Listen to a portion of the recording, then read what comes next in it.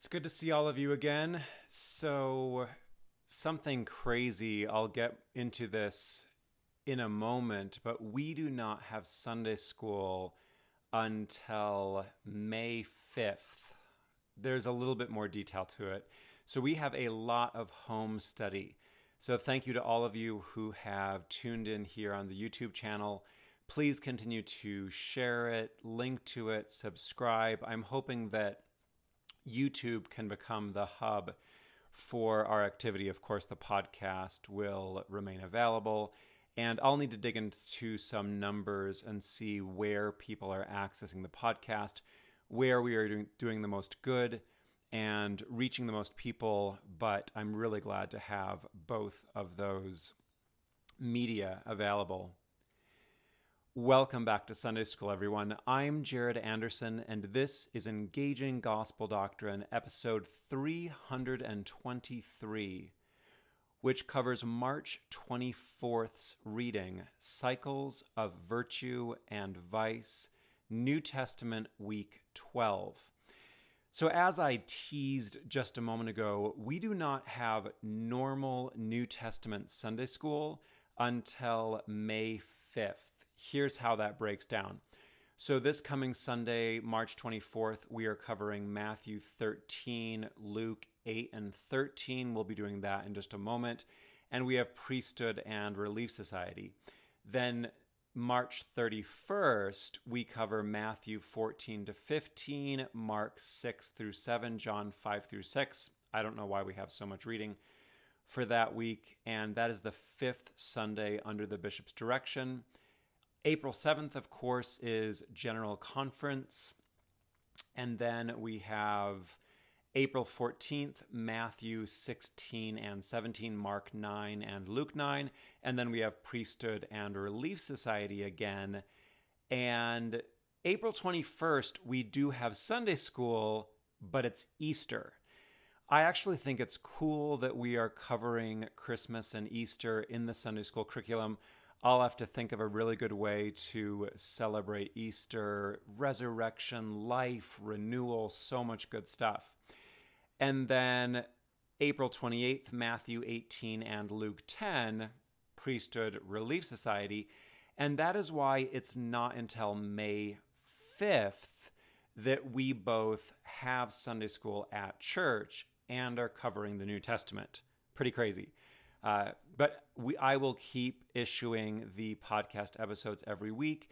And one thing that I want to do is suggest a home study invitation and reflection. And I'll be thinking about how we can help make the home study even more fulfilling. The question that I want us each to be thinking about as we do this reading is how can we trigger virtuous rather than vicious cycles so that our wellness is added to instead of being taken away? This is something that Malcolm Gladwell talks about in the book Outliers, and he calls this the Matthew effect or the law of accumulated advantage. I'll unpack that when I get to the reading. The second question I want us to be thinking about is how can we sustainably choose the kingdom and invest our time and resources where they will do the most good? In the reading for this week, we are covering the Pearl of Great Price parable, from which, of course, we get the name of one of our standard works. So I confess that I watched the first Marie Kondo Netflix episode, and at first I thought I'd be overwhelmed and intimidated because cleaning is not my strongest suit, and especially not organization. But wow, that was amazing. First, she is absolutely adorable, and just, I love the ritual, the minimalism, the being grateful for each thing we have and then letting go of what we can let go of. I think there's a lot of profound gospel messages in that. And then, not that my oldest daughter will ever come across this podcast. It's not her thing. But I'm really proud of her. She is renting her own apartment. She bought her own car. She is working 2 jobs. She's going to college. And I'm noticing that she's scrambling in a way that is leading to vicious cycles at the moment. She gets stressed, so she has to drop a college class, which means she then owes money to her college, which means she's more stressed. And this is a really important principle where it's not just about how hard we work. As I've shared before, right now, I am working 3 jobs, and that's really great. But I also am not yet at a place where it's really sustainable. Sustainable well-being happens when our natural day-to-day, week-to-week efforts lead to more and more security, more and more goodness. And I'm talking physically, spiritually, emotionally, all across the spectrums of human need, or spectra, I think is the plural. Okay, I will briefly give an overview and then we'll dig into the reading. So we are reading Matthew 13 and Luke 8 and 13. In Matthew 13, we have stories we've seen before plus parables gathered into a ministry narrative. That's an important point. We have the parable of the sower, reason for teaching in parables, parable of the sower explained, parables of weeds among wheat, mustard seed, leaven. Jesus explains why he teaches in parables and then explains the weeds and the wheat, and then the parables of the field, pearl, net. And then we have this really interesting statement unique to Matthew about new and old treasures in the scribe of the kingdom. And then we have the rejection of Jesus at Nazareth. In Luke 8, we have this fascinating reference to female followers. That's where Mary Magdalene, or Mary of Magdala, is first mentioned. The parable of the sower, reason for parables, sower explained, lamp under the basket, family of Jesus, stilling the storm, healing of a man at Gerasa, and then Jairus' daughter and the woman healed. As again, we've seen most of these in Mark. In Luke chapter 13, there's an unusual amount of distinctive material in this chapter, meaning material found only in Luke. So in Luke chapter 13, we have the parable of the barren fig tree, Jesus heals the woman on the Sabbath, the parable of the mustard seed, parable of the leaven, narrow door, warning to Herod, and lament over Jerusalem. So the parable of the barren fig tree, Luke healing this bent over woman on the Sabbath, the warning to Herod, those are only found in Luke. Luke was using his sources. And then the parable of the mustard seed is the only story in this chapter that is found in the triple tradition, Matthew and Mark and Luke. And then the parable of the leaven, the narrow door, and the lament over Jerusalem are double tradition materials. So we find those in both Matthew and Luke, though in different locations.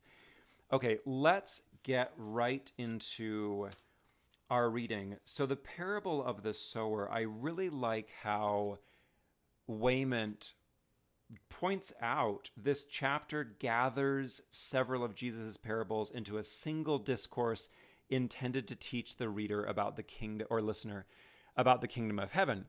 And this illustrates the importance of understanding what Scripture is. So again, we have the things that Jesus said and did, and then we have the Gospels. As I mentioned the other week, I really like the fact that in the Joseph Smith translation, the Gospels are called the testimony of Jesus according to Mark, Matthew, Luke, and John. And truly, that is what the Gospels are. The Gospels are testimonies of Jesus according to the particular editor of each Gospel. So keep practicing noticing the distinctiveness of each Gospel. We're going to be digging into that a little bit. So parable of the sower, the reason for teaching in parables. We have this really important point in Matthew 13:12, and this is the Matthew effect, or the law of accumulated advantage, where Jesus says, because whoever has, it shall be given to that person, and it will be in abundance, and whoever has not, it will be taken from that person. Now that seems confusing because if we don't have anything, how can it be taken away? Makes me think of Alice in Wonderland. Would you like some more tea? I haven't had any tea. Well, you certainly can't have less, can you? You can only have more than nothing. But again, I think this points to a really important lesson, which is if we make good use of what we have, it will be increased and we will have abundance. I love that word for abundance, perison, like overflowing. And if we don't make good use of what we don't have, or if we just don't have righteousness, good practices, healthy spirituality, we will get into a worse and worse and worse state. We will lose the status that we have. So as I said, this is what I'm proposing we focus on during this week. How can we live in such a way that things get better and better and better? We've all heard of vicious cycles where we get into this cycle where, maybe things are really hard at work, and because things are really hard at work, we're stressed at home, and because we're stressed at home, things get even worse at work. And then, the work projects don't get done, which means maybe we get reprimanded or even fired, which makes the situation even worse. It's really easy to trigger those vicious cycles. I remember I was reading, I think, A Happiness Hypothesis by Jonathan Haidt, and I was so delighted when I learned that there was the opposite of a vicious cycle, and it's a virtuous cycle. And a virtuous cycle happens when we just do a little thing. We eat a little bit better, or we work on one thing, or we do a creative project, or we're kind to our children. And that makes us, or our friends, that makes us feel better, which makes us do even better at work and better in our relationships. And then we're successful, and that leads to even more success. This is such an important principle. I can't emphasize that enough. Okay.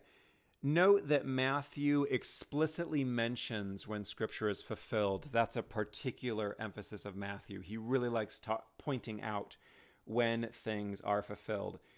He talks about the turning of the age. That's another focus of Matthew. The parable of the sower is explained. Note the differences between these explanations.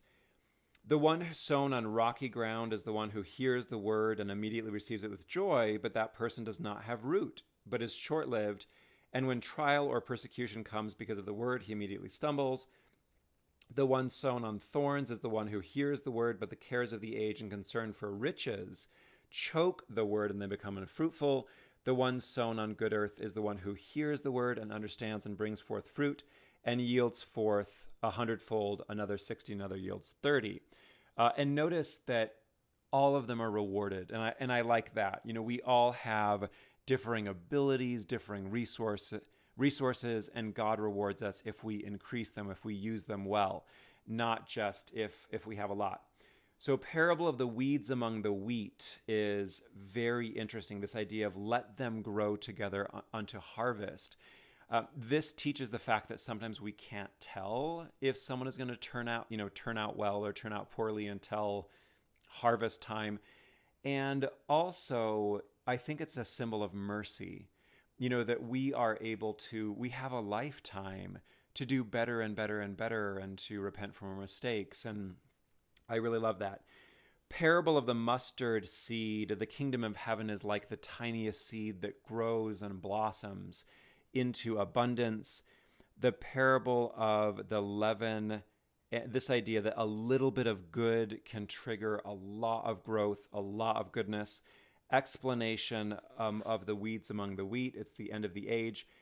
Matthew really likes this phrase, weeping and grinding of teeth. I think it's gnashing of teeth in the King James Version. This could be the opposite of a banquet. So the imagery is that the righteous will be eating at the messianic banquet. So they'll have abundance, they'll have so much to eat, whereas the wicked will be grinding their teeth, both because they're miserable and because they don't have anything to eat except to chew on their own teeth. Now, these next parables are very important. The kingdom of heaven is like a treasure hidden in the field. The man discovers and he goes and he sells all that he has and he buys that field. It's like someone who finds one valuable pearl, goes and sells all they have and buys it. This has to do with investment in what's most important. And again, we have virtuous and vicious cycles. So if we are investing in things that aren't important, we will get less and less satisfied. Whereas if we are investing in what's most important, and that's one great thing about the gospel perspective, is it shows us what we should invest in. It shows us how we should spend our time. Relationships are most important. Experiences are most important. How we live is most important. Again, then we have this theme of dividing the wicked from the righteous at the turning of the age. Matthew 14:52 is very interesting. Jesus said to them, "Therefore every scribe that has been taught about the kingdom of heaven is like a master of the house who brings out of the treasury new and old things." New Testament scholars of Matthew, have suggested that in this verse, Matthew is thinking of himself. It's quite clear that Matthew is a scribe. Bringing together new and old things is quite a good description of Matthew's gospel. Matthew is showing how the new things, the ministry of Jesus, is the fulfillment of old things, Judaism. Matthew sees Jesus as the fulfillment and continuation of Judaism. That's very important. Rejection of Jesus at Nazareth. This is very interesting. 14:55. Is this not the son of the carpenter? Is not his mother named Mary? His brothers Jacob, Joseph, Simon, Judas? Are not his sisters with us? Don't you wish they named his sisters too? Wouldn't it be cool to name someone after Jesus' sister? It's interesting how rarely we talk about Jesus' brothers. We do know Jacob, James, who became the most important leader of the church after Jesus' death. As best as we can tell, Jacob or James, they're the same word, or the same name. They didn't follow Jesus during his life, but it seems that after the resurrection, Jacob became a primary leader. So when Paul talks about Peter, James, and John, or Peter, Jacob, and John, it's not the disciple James. He's killed in the book of Acts. It's Jesus' brother. Jesus' brother becomes very important and the leader of the church in Jerusalem. Again, I'm so sad that we don't know the names of Jesus' sisters. They were offended at him. And Jesus says, a prophet is not without honor except in his own country. To me, this illustrates the importance of context. My older brother still lives in Canandaigua, where we grew up. And, it's a small town, and he's kind of like burnt out all the jobs and all the resources. And he is right when he says, if I were able to move to another city or another place, I wouldn't have all this baggage. People wouldn't have these expectations of me. I can be new. And one thing that my first divorce taught me, actually, that was very hard, is sometimes the answer to a prayer is a change of context. And change of context is one of the most powerful things we can do. Okay, so that's Matthew. Let's move over to Luke. So Luke chapter 8 talks about the female followers of Jesus, which is super interesting.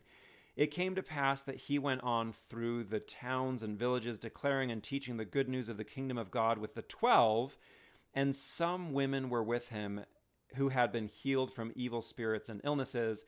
Mary called Magdalene, from whom 7 demons had gone out, from Joanna, the wife of Chuza, Herod's steward, Susanna, and many others, who served them from their own resources. Wayment says, little is known about Joanna and Susanna, but they do appear in the resurrection account. The intent of who served him from their own resources conveys the idea of financial support to Jesus and his disciples. So these women were Jesus's benefactors. Isn't that interesting? Nothing more is known of Chuza, though he was likely a political appointee of Herod Antipas. So that's super fascinating. Since this is the first mention of Mary Magdalene in the Gospel of Luke, and this is the earliest mention, she's mentioned around the crucifixion. This is a fantastic resource. It is the Oxford Companion to the Bible. You can find it used. I have said that if you can only have one book on the Bible, it's this.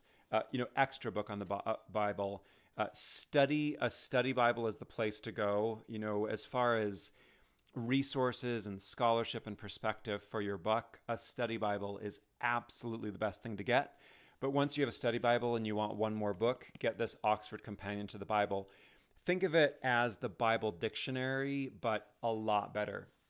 So I want to read, or more expansive, I want to read the entry on Mary Magdalene. Mary Magdalene is one of the inner circle of the followers of Jesus. Isn't that cool? We think about the disciples, the apostles, but Mary Magdalene has been called the apostle to the apostles. She very clearly was one of the most important witnesses of Jesus. I have said before, I also think that I believe Jesus was married. Whenever we don't know anything, historically, or as a historian, the best thing we can do is find out what the norm was. And it's safe to assume, or the only thing we can do is assume, that people followed social norms unless there is reason to think otherwise. So if Jesus were about 30 in the beginning of his ministry, he very likely was married. And the way that Mary Magdalene is portrayed, especially her wanting to come to the tomb and take care of the body, that suggests that she could have been his spouse. It's also possible that Jesus was celibate during his ministry, because if you remember in the Jewish scriptures during a holy war, this is important in the story of David and Bathsheba. Uriah wouldn't have sex with Bathsheba because he was conducting a holy war. It's possible that because of Jesus' ministry and because Jesus believed that he was living as if the kingdom had already come, he was bringing the kingdom, that he was celibate during the time of his ministry. But he still could have been married. Okay, let's see. Her name suggests that she came from Magdala, a large city on the western shore of the Sea of Galilee, also called Tarichae. So this would make sense that Mary was quite a bit more wealthy than Jesus was. Nazareth was a hamlet. Nazareth was tiny, tiny, tiny. Magdala was known for its salt trade, for its administrative role as a toparchy, and as a large urban center that was part of the contiguous cities and large villages along the western shore of the lake from Tiberias to Bethsaida and Chorazin. Mary Magdalene is mentioned sparingly, but at crucial points in all four Gospels. During the events surrounding the crucifixion of Jesus, she is depicted as watching the proceedings and waiting near the tomb to attend to the body. She is also one of the first witnesses to the resurrection. These passages probably give rise to the romantic portrayals of Mary as the devoted follower whom Jesus had saved from her errant ways. This is important. Contrary to subsequent Christian interpretation reflected in popular belief in recent films, there is no evidence from the Gospels that Mary Magdalene was a prostitute, or for the later identification of Mary Magdalene with the woman who anoints Jesus' feet. What happens is the woman who anoints Jesus' feet is in Luke 7, right before Mary Magdalene was mentioned. So even though Luke gives no indication that they're the same person, readers kind of connect the dots creatively, but irresponsibly. Or with Mary of Bethany. In Luke 8:2, it is said that Mary Magdalene was healed of 7 evil spirits by Jesus, but this is in the context of a list of women who are followers of Jesus who had also been healed and who supplied the material support for his mission. Since Mary Magdalene, Chuza, the wife of a steward of Herod, and Susanna are the only women mentioned, it is likely that these three were the benefactors of the Jesus movement, according to Luke. Super interesting, huh? So again, that's the Oxford Companion to the Bible. My home teachers, when they were over, one asked me, if Jesus were married to Mary Magdalene, why wouldn't we know it? Why wouldn't it have been mentioned in the Gospels? And this is where we have to imagine the way that the New Testament came together. And for a couple key reasons, including the fact that during Jesus' ministry, everyone believed that the world was going to be radically renewed next week. I mean, in a few months, right away. There just wasn't as much emphasis on memory and records. And so there was a lot of enthusiasm there. I think that people didn't really pay much attention to the details of Jesus' life until after he was dead. And then after he was dead, they focused on the meaning of his death. And it probably wasn't until years or maybe even decades that they tried to fill in these gaps as to what was Jesus's childhood like. And memory can persist. But as I said, if Jesus were married in Nazareth, I mean, again, we don't even know the name of his sisters. People barely remember that he has sisters. If he were married in Nazareth, and then he travels around and Mary Magdalene is one of his supporters, it's easy to see why, people wouldn't remember her as his wife. Okay, we have the parable of the sower. Once again, little bit of a difference. The ones who fell among thorns, these are the ones who hear, but as they go forward, they are choked by anxieties and riches and pleasures of life. Isn't that interesting? That it even has pleasures, So again, there's that focus. Parable of the sower explained, and then note that again the differences in particular wording. Lamp under basket in Luke 8:18, we once again have this virtuous and vicious cycle pattern. See how you listen, for whoever has more will be given to that person, and whoever has not, even what that person seems to have, will be taken away. And again, we have this really important point that, Luke nuances it a bit. And if we make good use, if we act on what we have, we will get more. And if we don't act well, what we seem to have will be taken away. And this could refer to situations where we talk as if we have something, but then we lose it. Think about if you lie in a job interview. Sorry that so many of my examples today are employment related, but if you lie in a job interview, if you lie on your resume or whatever, you seem to have the job. Maybe you get the job, but once that the hidden comes to light, you'll lose the job. What you seem to have. Or if you are dishonest in your relationship, you seem to have a healthy relationship, but you can lose it. Family of Jesus, once again, we have this idea, my mother and my brothers are those who hear the word of God and do it. So family of choice, if the gospel family, the covenant family, and Jesus is provocatively saying that the way we live is more important than family of blood. Family of spirit is more important than family of blood. We could say, stilling of the storm. One thing that came into my mind as I read this is this shows that Jesus has power over both human nature and nature. So he's calm, he's peaceful, even in the midst of the storm, and then he calms and heals the storm. And this is a pattern where Jesus will do a spiritual miracle, and then he'll do a physical miracle, like the forgiving of sins and then the healing. Matthew and Luke both remove, doesn't it matter to you that we are perishing? Because that seems to make the disciples look bad. So Luke and Matthew are both improving the way the disciples look. Healing of the man at the Gerasenes, Jairus' daughter and the woman healed. I'll come back to that in just a moment and look at a synopsis so that we can see the difference. Okay, then we have Luke 13. We have the parable of the barren fig tree. This makes me think of Jacob 5, where the master says, this hasn't borne any fruit, cut it down. And the servant says, leave it alone. Let me try one more year, see if it bears fruit. Pay attention to fruit. This is another huge theme in the Gospels. In the Gospel, when people show you what they are, believe them. This is going to come up in just a little bit.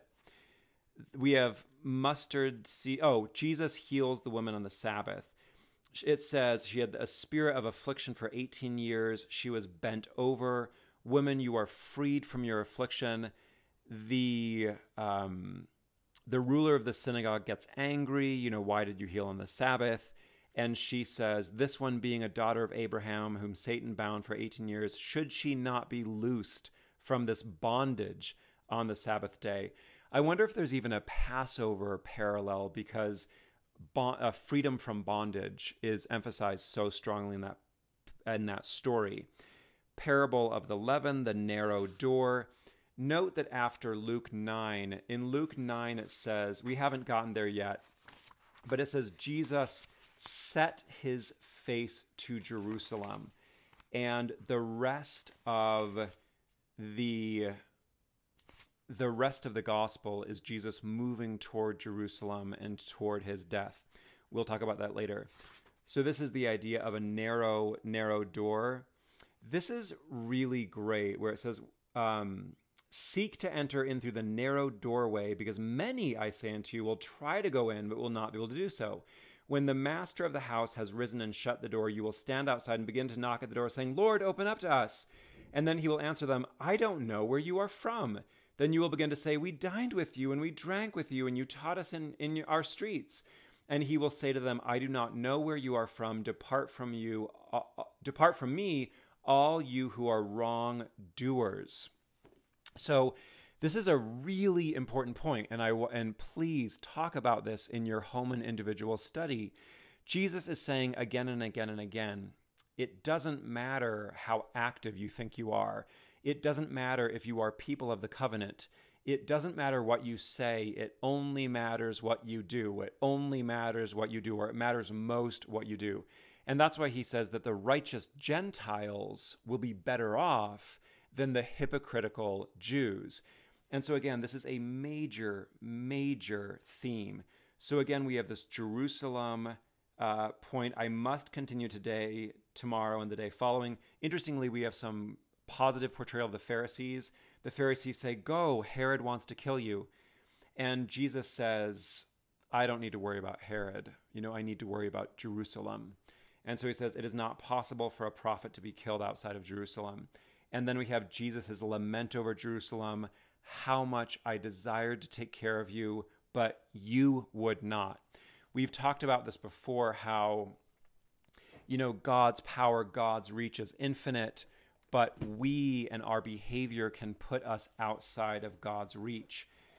I want to quickly read these three accounts. As I said, a synopsis is a fantastic resource, and I want you to get a feel of the different accounts. Mark's accounts are very vivid, Mark is like an action movie. Matthew is much more concise, a bit more reserved, more focus on the ritual. Luke is also more concise, a bit more poetic. Okay, so Mark 5:21 through 43. And when Jesus had crossed again into the boat to the other side, great crowd gathered about him, and he was beside the sea. Then came one of the rulers of the synagogue, Jairus by name, and seeing him, he fell at his feet and besought him, saying, My little daughter is at the point of death. Come and lay your hands on her, so that she may be made well and live. Then he went with him, and a great crowd followed him and thronged about him. And there was a woman who had a flow of blood for 12 years, and who had suffered much under many physicians, and had spent all that she had, and was no better, but rather grew worse. She had heard the reports about Jesus, and came up behind him in the crowd, and touched his garment. For she said, If I touch even his garments, I shall be made well. And immediately the hemorrhage ceased, and she felt in her body that she was healed of her disease. And Jesus, perceiving in himself that power had gone forth from him, immediately turned about in the crowd and said, Who touched my garments? And his disciples said to him, You see the crowd pressing around you, and you say, Who touched me?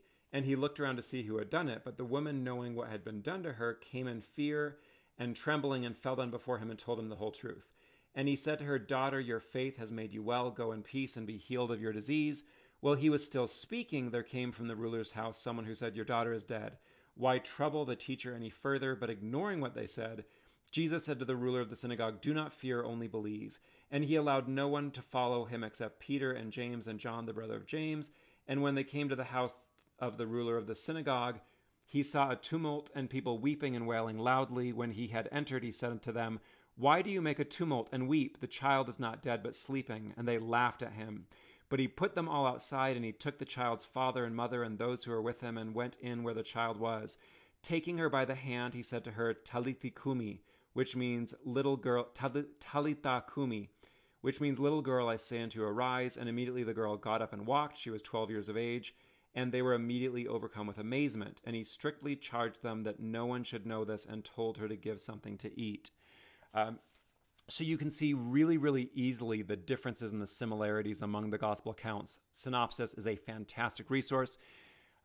Wayman's translation of the New Testament is also excellent, because at the beginning of each narrative chunk or pericope, he shows you the parallel passages. So you can instantly see, is this only in one gospel? Is this in two gospels? Is this in all three gospels?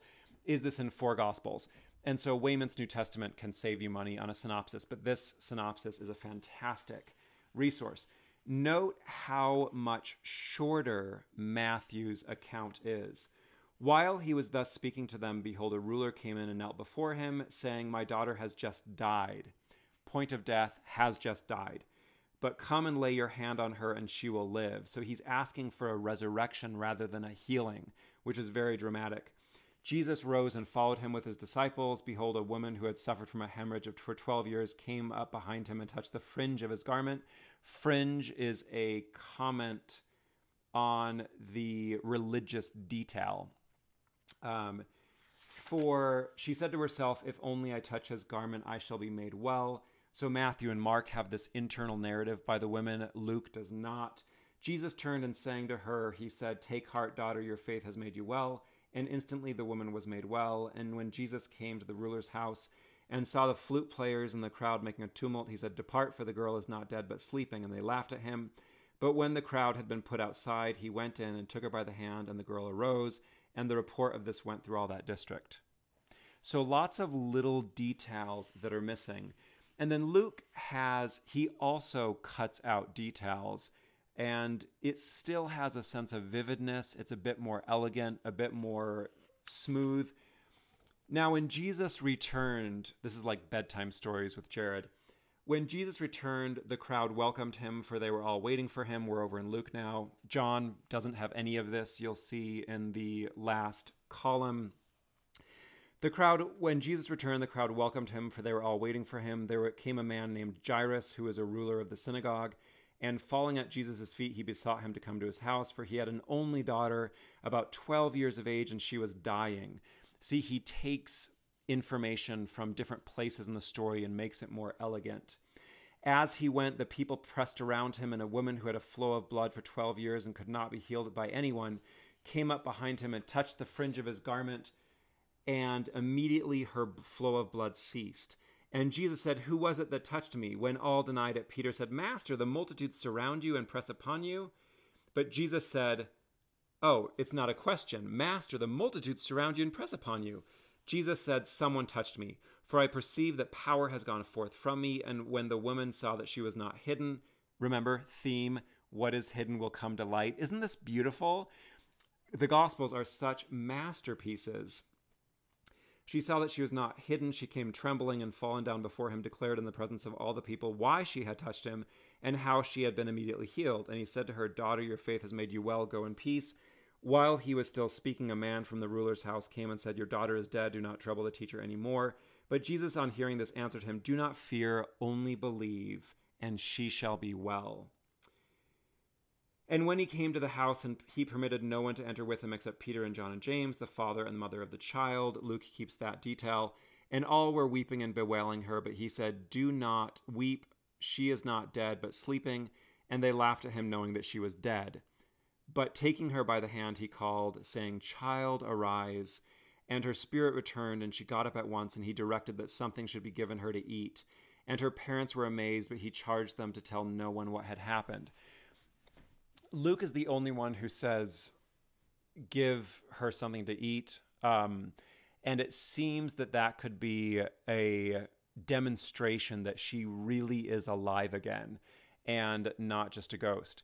So isn't that good stuff? These chapters are so good. Please resist the temptation to neglect these readings until you have church Sunday school. Please continue to read day by day and week by week. I will be here to help you. And so we can keep on track for the next several weeks until we have Sunday school. So thank you for joining me for another episode of Engaging Gospel Doctrine. Thank you to all those who support the podcast and make it possible for all who enjoy it. As I said, I am committed to keeping this podcast going week by week. I will keep working to get ahead of schedule. I'm having a hard time. I am not yet at that sustainable accumulated advantage place, but I'm working to get there. So again, thank you for your support, for listening, for sharing, and for all you do so that I can do what I do.